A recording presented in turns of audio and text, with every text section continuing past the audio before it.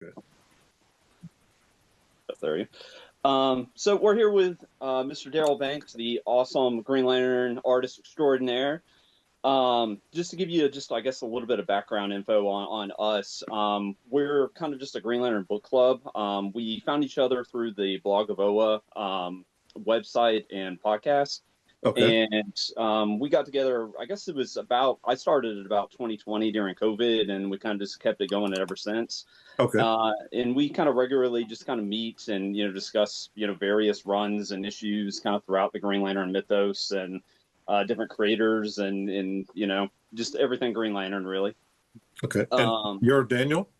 yes, sir. Yeah, I'm Daniel Finney. And then this is Lincoln Rice.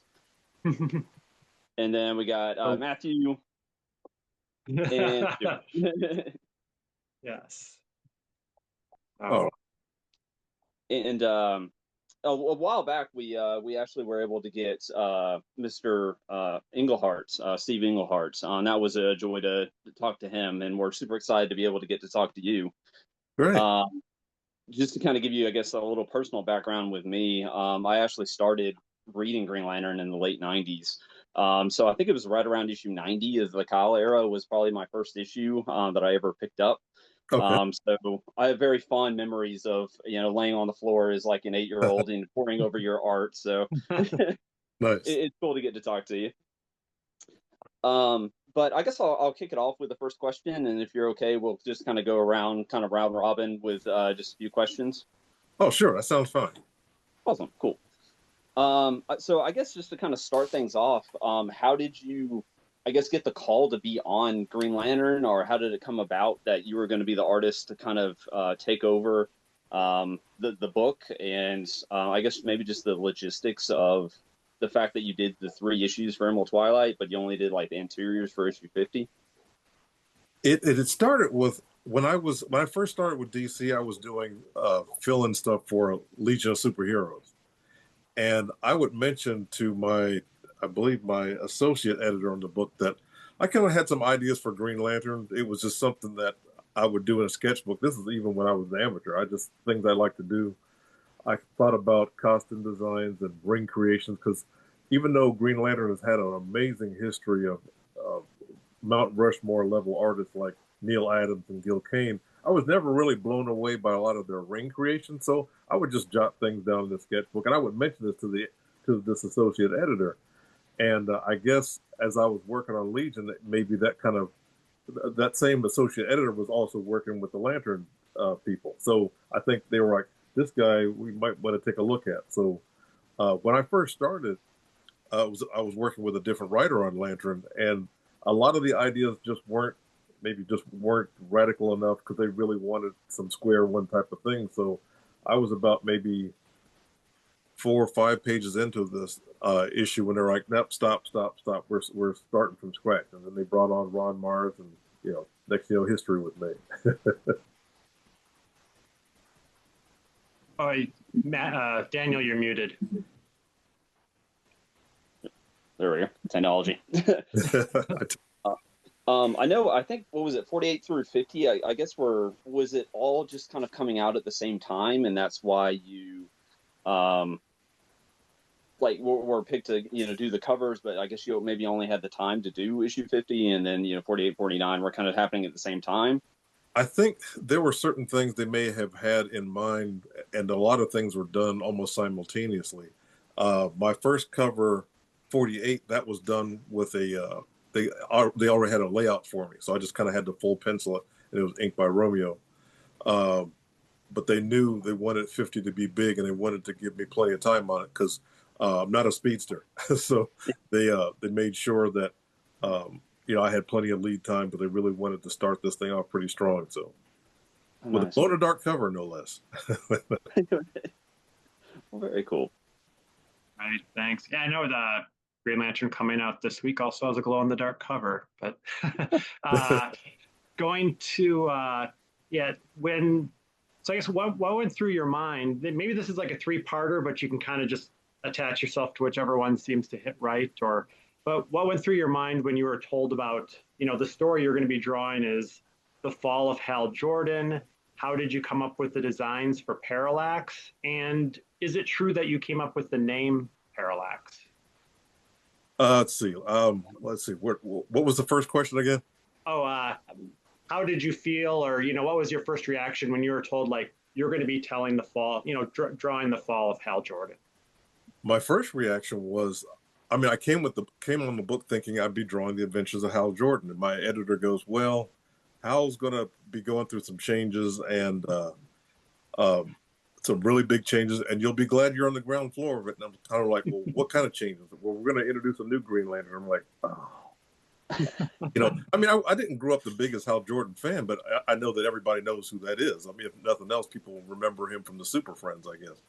So the one thing that, because my editor Kevin Dooley, he has a great sense of humor. He still does.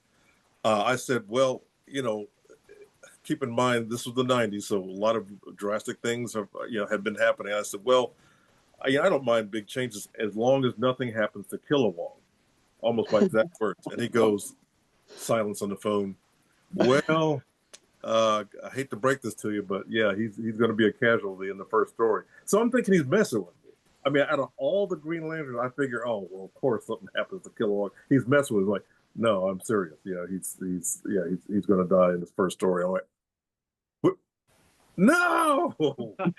So of course, death in comics. He's fine now, but yeah, that was hard to draw. I'm like, no, no, the one character, because I like the fact that he was an alien and one of a character that even without a ring, I feel like he's a dangerous character. So I thought he was interesting. So I'm glad he's back. But yeah, that was shocking. Uh, Part two of your question. Oh yeah. So how did you come up with the designs for Parallax? Well, at the time I was designing lots of different things at once. Designs for Parallax, designs for Kyle, designs for villain ideas. Um, I was just sending them just my thoughts on paper and brainstorming left and right. And Parallax, I had a pretty strong idea of what I wanted him to look like, but they still wanted to see some alternate designs just to kind of mull over. And Parallax almost looks like exactly like his original design, except he had the symbol on his chest. And my editor was like, "Well, get rid of the symbol; it won't make any sense."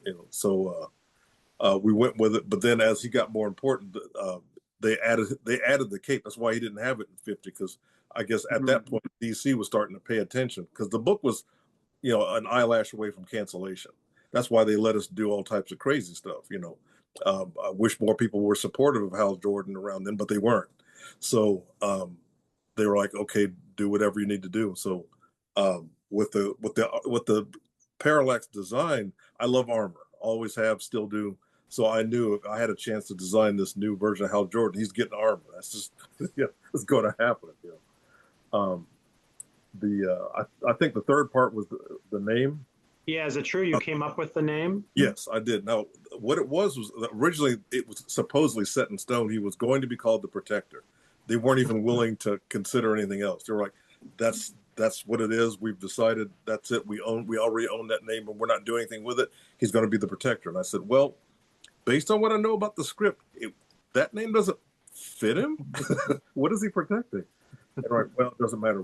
Because DC came up with that name. There was some sort of Teen Titans, I think, anti-drug comic or something, and they couldn't use Robin for whatever reason. So I think a lot of the pages have been penciled, so they just kind of had adjusted to this Robin placeholder character called the Protector.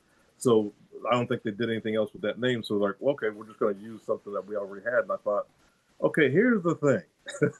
So in a nutshell, the word parallax, a lot of it deals with point of view. I think planetary alignment or something like that. So I thought, well, if nothing else, Hal Jordan has had a different point of view, and that's why I think his name should be Parallax.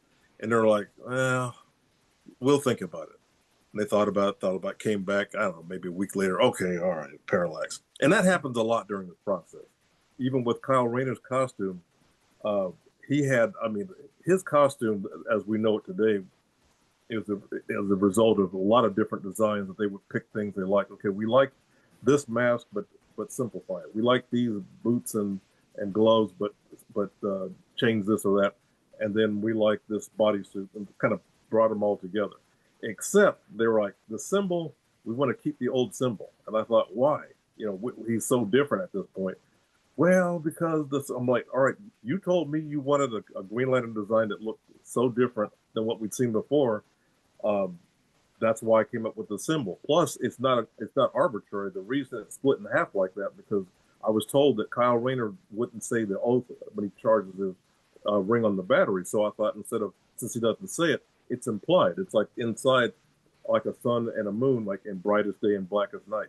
And they're like, oh, we'll think about it. Of course, they thought about it and they came back. Okay, yeah, we'll go with it. So it's funny now. I see it on T-shirts and stickers and toys and everything else. But yeah, I had to. When I think about it, I actually had to give them a written reason why they should do those changes. like I was a student again. I'm like, on a chalkboard. 5 reasons why you should have this name Parallax, or 5 reasons why Kyle Rayner's costume needs to look like this. So, um, yeah, it's funny now, but yeah, it was a kind of a tough sell at first. Nice. Okay, my turn. Hi. I'm Matthew, and yeah, if anything, you getting into so much about the logo and costume redesign, I was just gonna ask, like, how did you like come up with the logo, the redesign, even other things like Kyle's like lantern battery and everything else, like. Where did you like come up with that? And also, did you realize that you would be like the only one that can seemingly draw it well? Like everyone seems to draw Kyle's mask wrong, but you. I look at it different interpretations. I mean, think about a mask as simple as Batman, but look at how many different interpretations there are on a mask that simple. So I just look at it like it's different interpretations. But um, I Kyle's actually have mask. this here from you. Oh wow, I think that's the first retail poster. Yeah. I think that's the very first retail poster. Wow. I think I still have the original art for that. Oh, dude. Yeah. Yeah.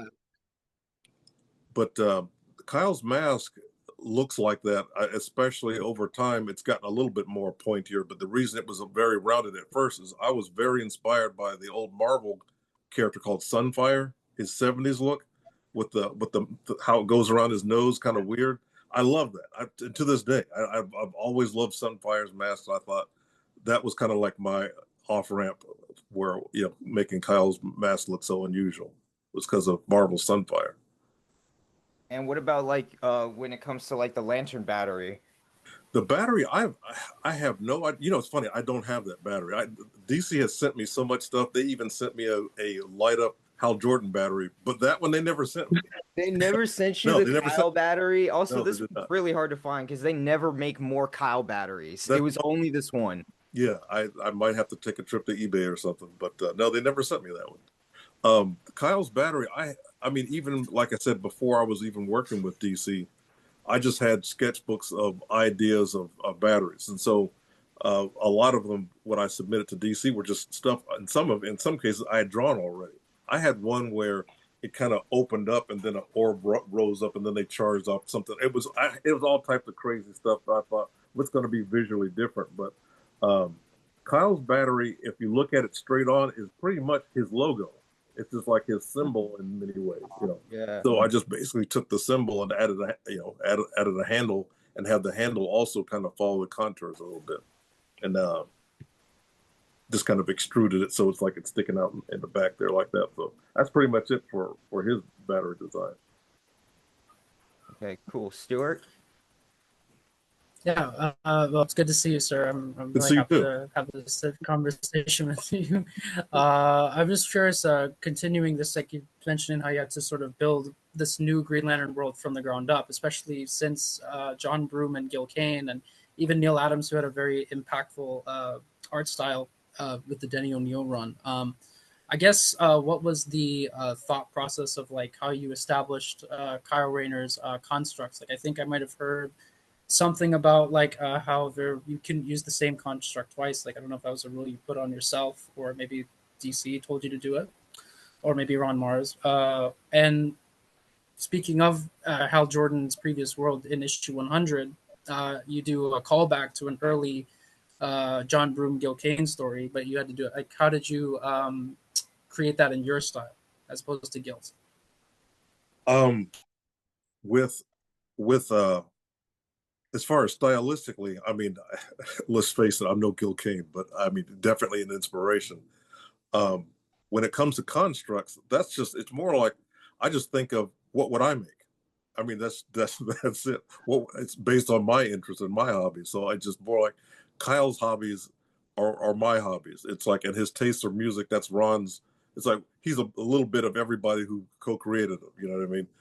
Um, when it comes to the rule about never creating the same thing twice, that was it's funny. I just to myself, it was a rule I just gave myself the thought. There's too many things that he could make where I would need to repeat it.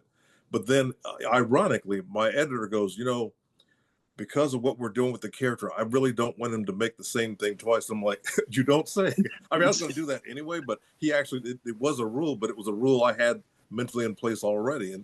But specifically what it was is, let's say if he's creating a shield to protect himself, one issue, if it looks like a medieval shield, then the next one it'd have to be a turtle shell, and the next one it'd have to be an anime looking Mobile Suit Gundam looking shield or something. It could always be a shield, but it couldn't be the same kind of shield. And that's pretty much how that went. Did you have like That's a definitely the challenge right? of. Oh, sorry. I was just gonna say that's definitely the challenge of doing a monthly book to keep readers interested. Hey, you're doing the same thing again. Let's spice Right, it up right. for people. Yeah. Sorry, Daniel. I don't know what you're gonna say. Oh no, I was just gonna say like if you, I was wondering if you had like a cheat sheet or something where it's like, okay, well I've used a tortoise shell, shield, can't use that. Let's scratch that out. What else can I come up with? No, it was easy coming up with stuff. Like I said, these were things I thought about even before I was doing comics professionally. I just thought Green Lantern's a cool idea, but as a character, I wasn't a big Green Lantern character fan. It was always the art.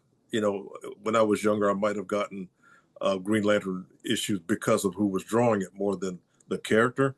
But over time, I got to thinking, if I had a ring that could make weapons, whatever I thought of, I'm just not making a mousetrap or a boxing glove. Of course, there's a reason for that. Kyle being an artist, he sees things differently. So uh, that actually was not my idea. I was informed he'd be an artist, and of course, I love that idea.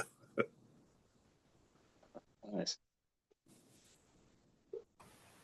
Did I did, it just had something that popped in my head. Like how much of like what were I guess like your hobbies or what was like kind of the aspects of you that you kind of poured into Kyle and his constructs?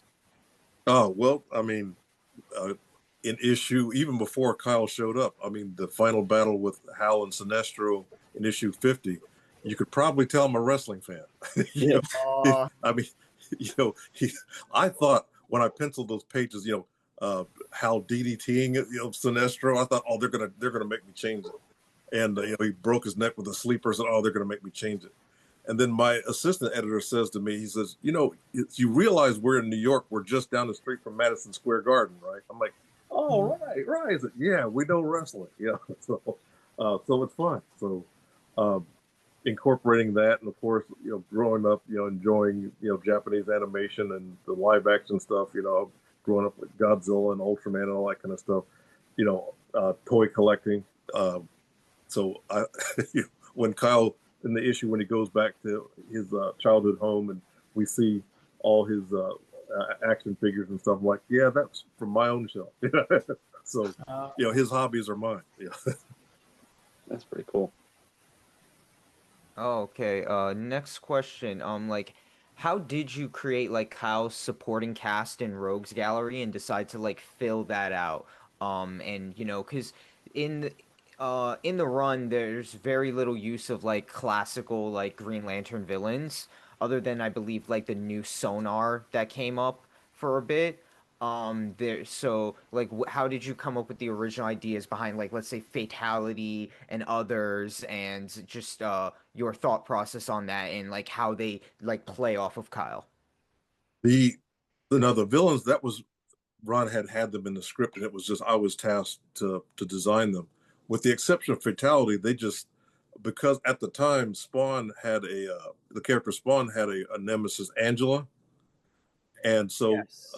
I guess the thing is Kyle needs an Angela, and that's it. They left it up to me, and I said, well, okay, I thought, how could I not make it super obvious, but then have certain things that are a little nod? Like Angela has a big techno spear, so does Fatality. Angela's got big earrings, so does Fatality, and Angela have that in common. But I wanted her to have some sort of ties to the Green Lantern lore in some way, so I made her from the planet Xanshi. That was from a issue Cosmic Odyssey, I think, where Yeah. John Stewart inadvertently caused the death of a planet. So I wanted her to be from there. So, and I wanted her to be black because I couldn't think of how many black female supervillains were there. I couldn't think of any. So the only thing that they made me change is originally her name was going to be Attricia, like War of Attrition.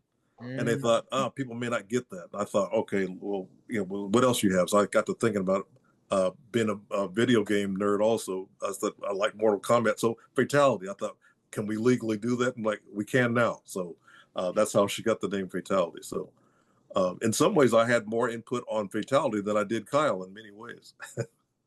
Wow, that's impressive. Thank you so much for that. Oh, you're welcome. Cool. When did you realize the fridge scene was entering the zeitgeist? And I'm assuming you're aware that it's now officially in Merriam-Webster. That I didn't know. Is it really? The slang. I think it entered earlier this year as slang, one of their new words. I did not know that. And we can thank the Comics Code Authority and censorship for that. Because what you saw was not how I drew it. For those that may be unaware, when I originally penciled it, the fridge door was open. Now I want to say all the shelves inside were crushed. She was still dead, but she was just laying there intact. But I guess someone told my editor, like, oh, you can't show, a dead body like that. So you're going to have to cover it up. So I had to make a fridge door and they had to literally stick it on there and cover it up. And I'm thinking, as I'm doing it, I'm thinking, I don't know, my refrigerator isn't big enough to accommodate a body. It's to me, it looks like, are people going to think she's in pieces in there? And that's exactly what happened. And so what would have been something would have been here today, gone today, it became people's imagination got to kicking in. And then, and here we are, 2025, still talking about fridging, because of that. An attempt to censor my artwork created a whole movement,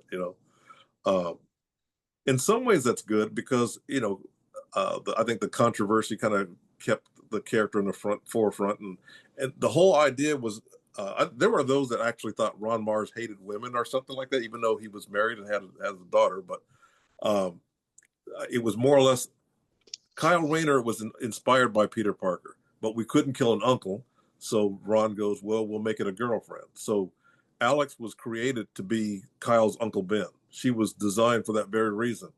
And my editor goes, in spite of what we did with Hal Jordan, him becoming Parallax, DC received more letters about the death of Alex than they did Hal becoming Parallax. True story. Oh, wow. Thank you. It's the infamous, made it in the dictionary. Wow, did not know that. I'm 8 years old when I found out it's in the dictionary now. Wow. I guess just like in general, how was it working with Ron Mars versus I guess Judd Winnick? I guess those were the two main writers that you worked with. Did they have like a different style as far as like giving you like a very detailed script, or did they just give you kind of like little like snippets and you kind of just built it from there? Or if one had a style that you preferred over the other, or kind of just in general, kind of how was it? Or how was the collaboration, I guess? Working with Ron was one of the most unique experiences I have ever had, and to this day when we do things together. When I work with Judd, it was pretty much like any other writer. I mean, just a traditional, he turns in the script to the editorial and then they send it to me and I do the work. I think I may have talked to Judd once, maybe just an introductory type of thing, and that was it.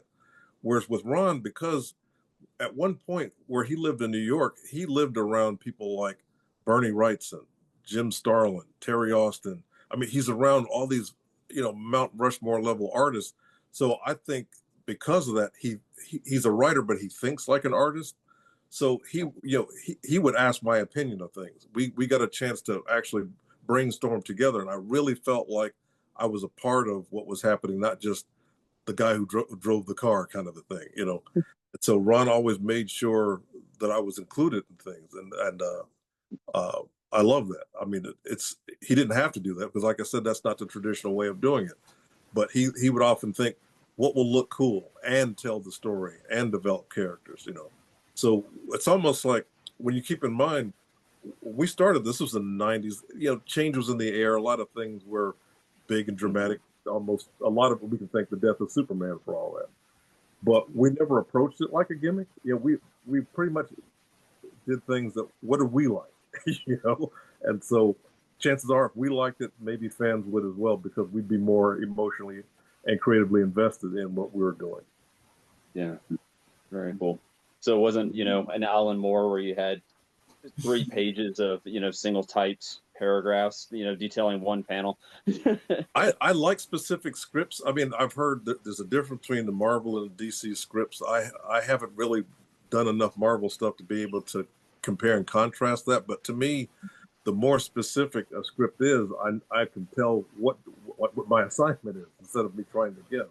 But his script style is, again, very visual, and then he'll take cues from what I've drawn and add something more to the dialogue. So we were very balanced, I think, and that's why I really enjoy working with Ron. Like I said, he's a writer that thinks very visually, because he recognized comics has great writers, but it's a visual medium, and so I think his understanding of that really sets his work apart. I wonder if like the 90s because I guess that was like the age of Image Comics where you had, you know, Todd McFarlane and Liefeld that were kind of blowing it up. So I don't know if I guess the focus was more on the especially artist for Green Lantern, right? Yeah. Now, what's funny is you mentioned the rise of Image. I think about all the rejected costume designs that I submitted, because, you know, I look at some of that stuff now and it's kind of like, yeah, I could tell what year it was. You know, Kyle didn't necessarily have a lot of pouches, but he had a lot of unnecessary costume bits. And my editor was like, time out, time out. I said, here's the thing. We want the interest to be on what he creates, not just his suit. He said, plus, the simpler we go with this, you'll thank me after 22 pages of this per month. I'm like, and he was right. He was right. Did you have we haven't done a ton of research, but did you have like a son of or the same inker the whole time, or did you have like different inkers or that you preferred, or you know thought that really kind of made your art pop, or did you ever ink yourself? Back then I had different inkers. You know, I started out working with the legendary Romeo Tongal, but working with Terry Austin, who I'm friends with to this day. I mean, I grew up on his work at, you know, in the industry, whether it's Marvel or whatever, but especially his work with John Byrne on the X-Men. The idea that I was going to work with the same inker that inked John Byrne on X-Men, I mean, to this day, I almost pinch myself. I'm like, that really happened? Yeah, it did. It did. Um, I've worked with a lot of talented inkers over time, but I think with Terry, he was both good and it was just an honor. I'm not saying the other ones were not, but with him, it's kind of like, you know, I was a fan, and it was like I still am. I mean, I talk to him to this day. He's pretty much retired now, but I'm like, I'll call him up. Is this the legendary Terry Austin? You know, but yeah, I mean, I've never inked myself back then. I ink myself nowadays because I'm all digital. Like the work that, I don't know if you picked up the 0 hour anniversary that Ron and I did last year. Was it last year? Yes, I definitely 100% have that. Okay. I loved that. That was so great when I picked that up. Oh, thank you. Thank Your you. other stuff recently too, like with Shadow Cabinet and everything. Thank you. Thank you. Shadow Cabinet is, I mean, when I think about my favorite, I mean, in 35 years of doing this, my favorite project I ever worked on was Green Lantern Silver Surfer. But I'd have to say Shadow Cabinet comes in pretty close second, because I felt like it was a whole nother toy box with the milestone characters. And just like I was excited with a lot of ideas I had for Green Lantern, I feel the same with the milestone characters. I've got ideas for Icon especially. I'm like, I can taste an Icon special right now. I'm I like, love the how do I? Neil Adams variant cover that you did for Icon and Hardware. Oh Um, yeah, it was funny. I growing up, I loved that cover. And when they were told, when I was told like, okay, we want to do an homage, to Neil's classic cover, I'm like, oh, sign me up. I couldn't wait. Yeah, that was a blast. oh yes. So what question are we on now, guys? I mean, you touched on it a little bit with the Green Lantern Silver Surfer, that being your favorite thing. I think you said that's your favorite thing. But was there anything else? Maybe if you want to go into how that project came about. I mean, how did that come about to get to do Green Lantern Silver Surfer? When I think at the time, the only other Marvel DC crossover at that moment in time, now obviously years before that, we had, Spider-Man and Superman, in the 70s. But as far as around that time period, I think there was Fantastic Four and Superman. I can't remember. It was maybe Yes. one other one that came out Fantastic before Four that. and Superman. Yeah, Okay. that one with the Alex Ross cover. That's like, Okay. yeah. Um, I remember when I was told that they were going to do Green Lantern Silver Surfer, which was kind of a no-brainer since Ron Mars was writing both books at the same time anyway. And so uh, when it came time to do that, I thought this is great. But then I thought, well, since we're going to have Marvel and DC crossing over, I had some ideas of what I'd like to see cameoed. Like imagine seeing the Justice League, but Hawkeye's a member of the Justice. I had all these ideas. They're like, we can't tell you why we can't do that right now because they were keeping under wraps, even with talent, because I didn't know they were about to do a series of crossovers, which would lead into the amalgam universe. So that was why they couldn't be specific. I'm like, oh, we can't show you that, go into that because we're about to do that. Wow. So, but one of the reasons that's my favorite is because I mean, the only time I've professionally gotten to draw Galactus, that was a blast, and it was a double page spread that was not in the original script. I'm telling you, I harassed Ron to have that in there. I thought, here was my logic. I thought we got a brief explanation of Hal Jordan's origin. I thought, well, and he's talking to the Silver Surfer, so wouldn't it make sense if he explains how he became the Silver Surfer? And can't you picture me, drawing Galactus with Norrin in his hand? He was like, yeah, that can work. And so he he relented, but he did agree it was a good idea. But I mean, it had, like I said, the Silver Surfer, Galactus, Thanos, Cyborg, Superman, Terrax, the herald of Galactus. It was. I mean, I was a kid in a candy store. And that's how you've like felt similarly while doing like the newer milestone stuff. Yes, because I feel like a lot of people are unaware of Milestone. I'm very thankful that we've got the trade paperback about to come out that combines all four issues plus a couple of other stories in there. Some I don't even think I knew about, so I need to read this myself. But I was able to do some design work. I redesigned Rocket's current costume, and just being able to, like I said, explore a whole nother box of toys. And plus, my thing is, I feel like milestone characters have so much depth that they're beyond what it seems to be in the surface. Like someone might see hardware and go, "Oh, is that just like Black Iron Man or War Machine?" Like, no, no, no, so different. He was using nanite technology in the early '90s, I think, before Iron Man was doing that. It's more like if people may know Static Shock because of the cartoon. But I thought this is an opportunity for people to understand these are some really great characters. And so, like I said, I really hope I get to revisit these characters again and soon. Was there any kind of, I guess, extra red tape if you're like with the Silver Surfer one, if you're having to do like a Marvel character in DC, was there a lot of like red tape on what you could and couldn't do, or characters that you could use in it or not use, or was it any more, I guess, like logistically difficult to do like an company crossover, or was it just kind of like, hey, go for it? Well, I mean, I worked from the script was definitely completed. So if as far as who was off limits, probably Ron Mars could answer to that. But as far as the art side, no, I was working from the script, and I was more than happy with who I had. I mean, we begin with Cyborg Superman meeting the Silver Surfer. I'm like, wow, that was a blast, even right out of the gate. But as far as red tape, I mean, the project itself was pretty much a DC project that Marvel just kind of peeked in on and just said, yeah, that's fine. I mean, all the paychecks were DC checks.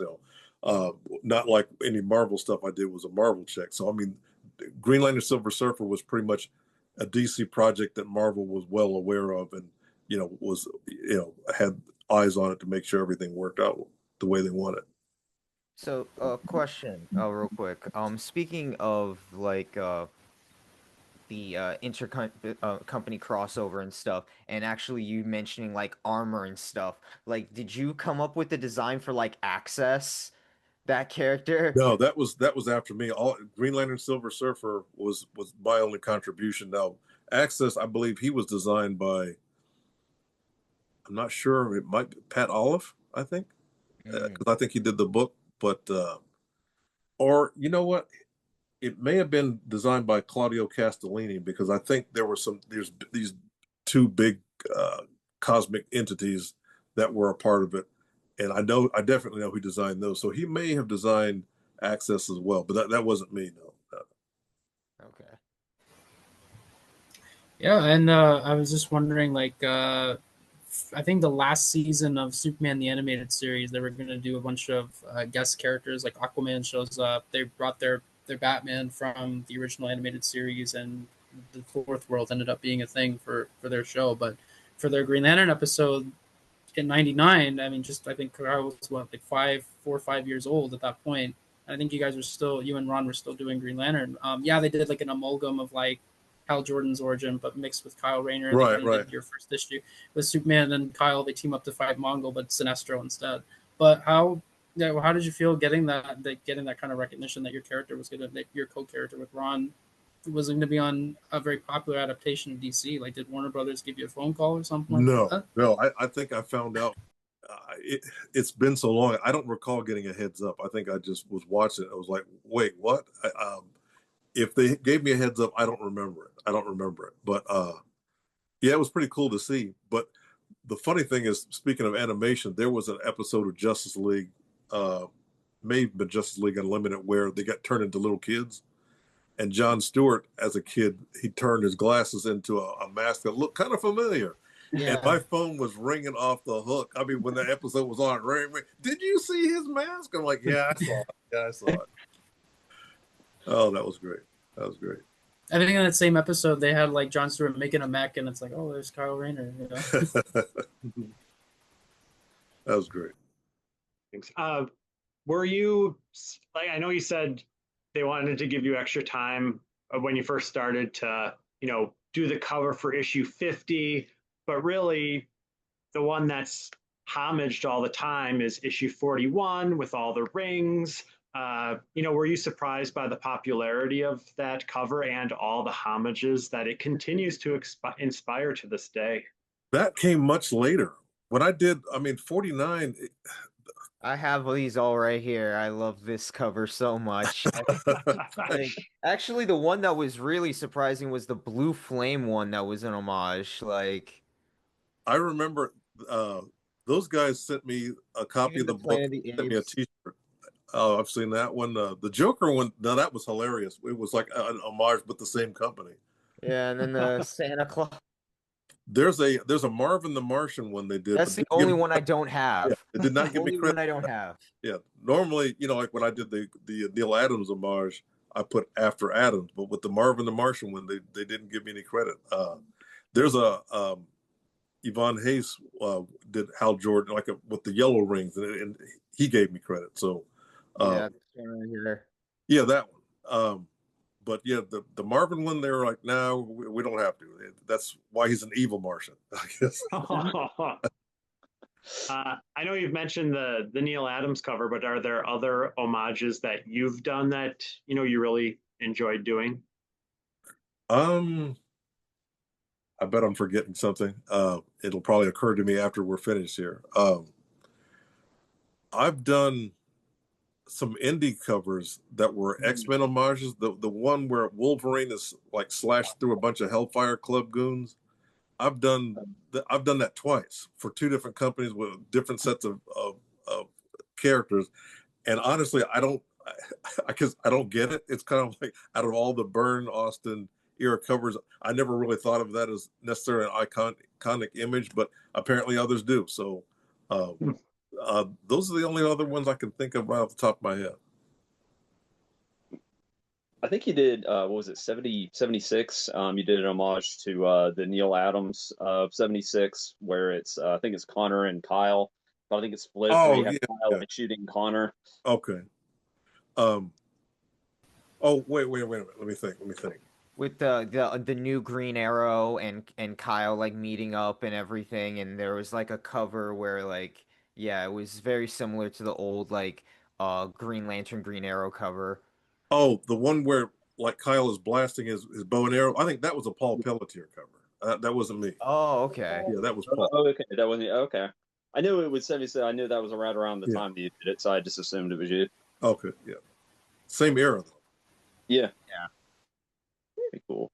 Um, I guess as we kind of wrap up, we kind of started with how you got on to Green Lantern at the start, but at the end, if you, I don't know if it's the intercompany politics or whatever, but if you feel like sharing or are comfortable sharing, how did you, I guess, your time on Green Lantern wrap up, or your time at DC kind of wrap up, or are you still? I know you just did Shadow Cabinets. I know you're still working with them, but just kind of how the initial run on Green Lantern, I guess, came to an end.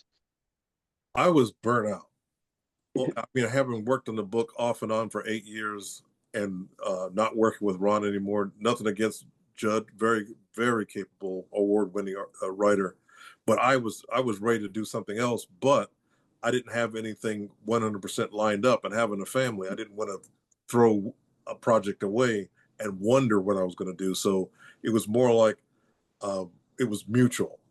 I was ready to go; they were ready for me to leave, and I did a few things here and there, but then there was a long stretch where I didn't get anything from them. That was pretty sad. So it was really around maybe at the beginning of COVID where I kind of uh, I think and DC had moved to California, and by that time I was all digital, so it was more like the second act of my work with DC Comics.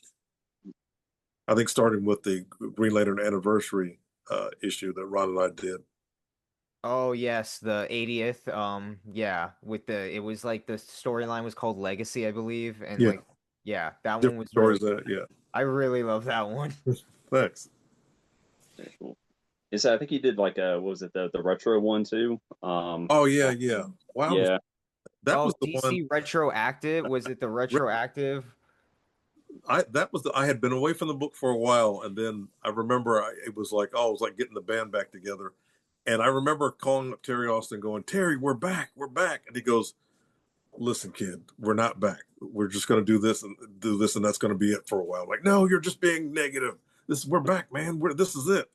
And he was right. It was like we did that, and that was it for me in DC for years. That's like Terry tried to warn me, but yeah, I remember the retroactive. I almost forgot about that. Yeah, Yeah. I think it was around 2011. I think. I think I think so. Yeah, it was. I guess right before the whole yeah, it reboot. was right before the new 52 started. Okay. Okay. Like that's when that was, if I remember correctly. I got you. Nice. I guess speaking of, or Matthew, you can go for it. I guess if you wanted it. Oh yes, yeah, just other art. I've really overall just loved like, everything like, finding this was very difficult. Finding this in good condition to Okay. actually frame was very, very difficult to find. Oh, really? Okay. Yeah, generally you find more the other promotional cover, like the one that's just the issue 50 Right. Right. style, That was like a store or just the retail. yeah, you I mean, not a find retail. that It was a store more. promotional poster. Yeah, sure was. But like this one seems to always be very hard. And frankly, just overall, it seems very hard to find full posters involving Kyle in general. Um, I have like the only other ones I could really ever find at all were this one, which is the only Alex I Ross. was just about to mention that. That's the one and only time Alex Ross has ever painted Kyle. He's never done Yeah, it before or since. I can't find anything else, and like this is it right here. And then this one by I believe Christopher something. He did Justice League, a League of One. Uh, I don't know if I've seen that one. Is that a Yeah. was that a cover? Was that No, anything this was before? just a Or just poster, like, and it was by the same artist that did Justice League, a League of One, that Wonder Woman book. And in okay? it, it's funny because in it, Wonder Woman's tiara, she bashes it against Kyle's mask, and you see Oh, her the skull. star. I think I've seen that. Okay, I remember that. Yeah, this Yeah, is from that headbutt him, same and then the star artist. went into his mask. I mean, the number one burning question though, did Alex Ross give justice to Kyle? I thought he did, considering he hates the design. I've heard that many times, not from him, but I mean, when you think about it, he's more of a Bronze Age uh, artist for the character. So I get that he wouldn't like it, but I thought he definitely did justice to the character. I had that poster, and I do not know what happened to it, and it's one of those things like I may have to see if I can find it again because It I had goes it for hanging way up. too much on eBay. I'm gonna say that right now. Really? This goes for way too much on eBay sometimes. Like people will charge way too much because it's one of those older Alex Ross Yeah. things that never's gotten reprinted. So they'll just like pay like $300 for this. Like, Wow. Wow. Um, yeah, I had that hanging on my wall for inspiration. I thought Alex Ross did a Kyle Rayner painting, the first and last time. Wow. I loved it, and I especially like this is also goes for like $300 sometimes on eBay. Like I I got still this think it's funny luckily they never cheaper. said. Did speaking of I guess like the secondary market, you mentioned you had the original artwork for I think it was one of the posters that we showed, but do you still have a lot of like the original art from the run, or did you like I sell a wish. bunch of I stuff, wish. or I mentioned that long gap when I was out of work. Well, that's how I took care of my family during that time. Was I had to sell like my you know my best stuff. I think the only thing close I have to a cover art is that poster. I sold the cover. This is painful to mention. I sold the cover to 49. I think when I first got it, because that wasn't the big cover. 50 was the big deal at the time. Really? I Oh, sold it for 300 nah. bucks. oh 300. man, I sold it for 300 bucks. Oh oh no. I've also seen like before, like I think from conventions or stuff, like you drawing like I think you've done like Alan Scott, like with the I've done ring. so many of those. Like, and Thanos. I've been trying to hunt down one of those that you did if they ever pop up on eBay, and I can't find it because I really would love like Alan Scott or like even like Guy or John like with it, and I just can't find him at all on eBay. man. Um, do you have, I guess as we kind of wrap up, is there anything that you are working on now? Or I know you just did the Shadow Cabinet, but do you have anything that's like upcoming or, that you just recently did that you want to plug or I want to let did people know some. about? I did some indie work, but I think I don't know if they've fully revealed it yet. I always hate to. I don't want to be a spoiler, like, oh, we're not ready to mention that yet. But some pages and covers here and there. I mean, just whatever I can do to keep busy, that sort of thing.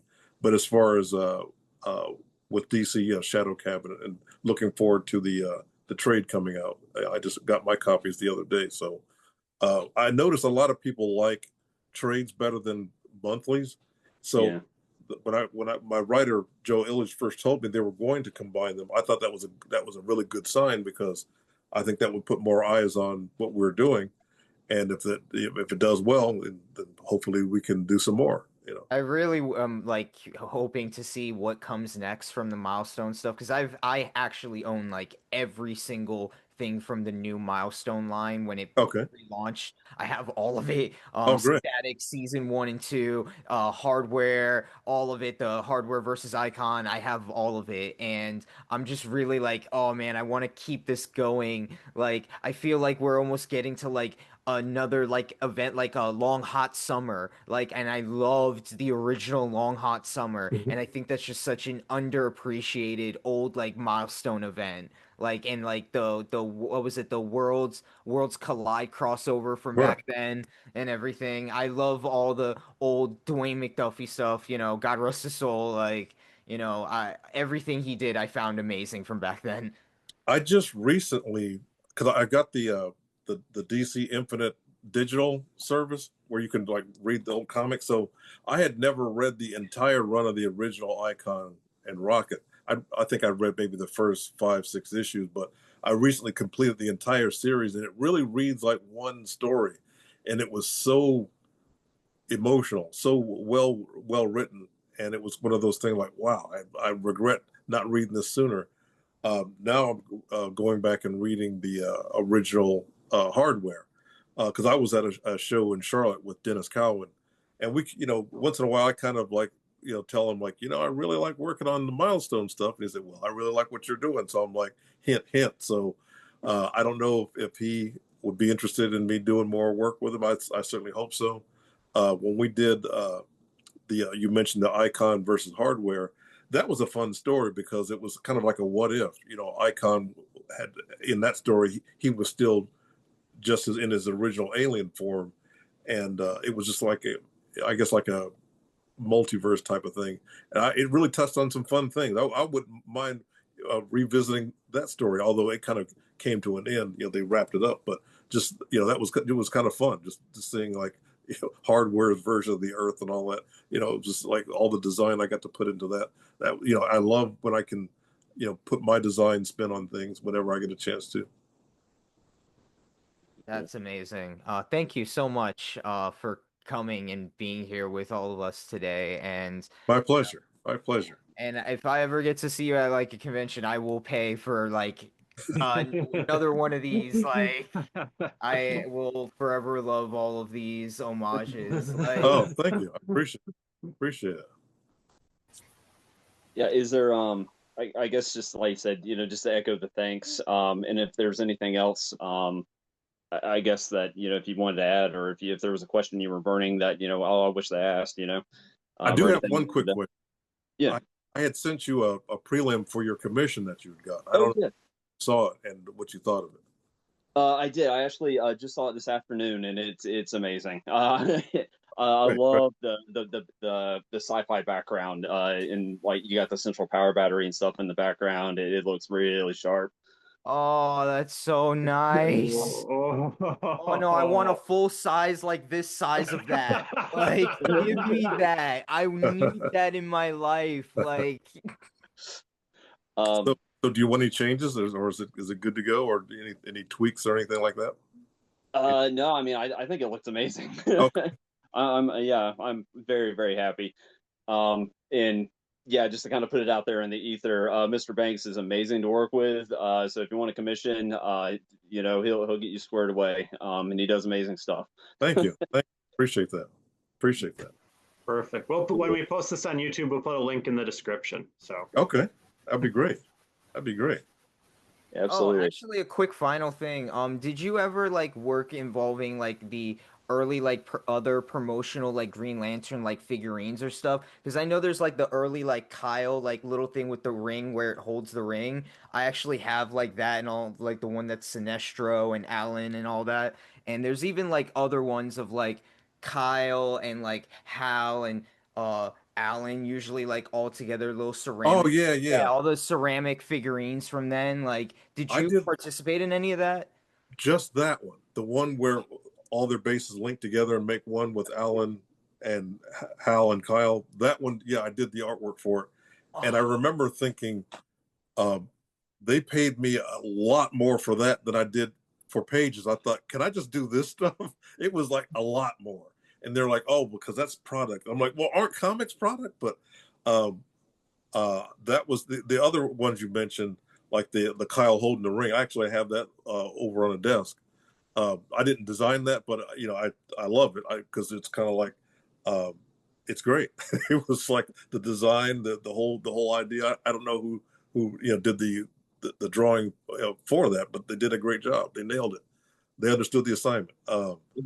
But I that's also something I do. I do a lot of commercial illustration and toy design. I've done toy work with Hasbro and Mattel over the years. I mean, stands to reason I'm a toy collector. It's almost like it just it just stands to reason I'd actually do it professionally. Sometimes I'll even think, I'll say like, well, I got to keep buying the toys for research. Of course, my wife will buy that. She's like, yeah, sure. But yeah, I've worked on GI Joe stuff for Hasbro. I've done some concept stuff, Transformer stuff, more like just ideas, things I just want to see. I can only think a couple times where something actually saw all the way to something you could buy. I remember before the first Captain America movie came out, there were these little like 3 3/4 inch Captain America figures you may have seen around, like of things that had nothing to do with the movie, just like Captain America looking like he's got like a SWAT officer armor, or Captain America with a parachute. That was me. I designed that stuff, and it was things I never thought that they would actually make, because it was Cap with these big high tech saw blades with star on it. I thought they're never going to make that, and they did. um, so I remember during that time, Hasbro had all the designs for the movie characters, and I thought I didn't like, especially Thor. I'm like, oh, this is early. I mean, his costume is like a black costume with no helmet. I guess it's like a placeholder till he gets his actual costume. Like, no, that's it. I just remember being really disappointed with it.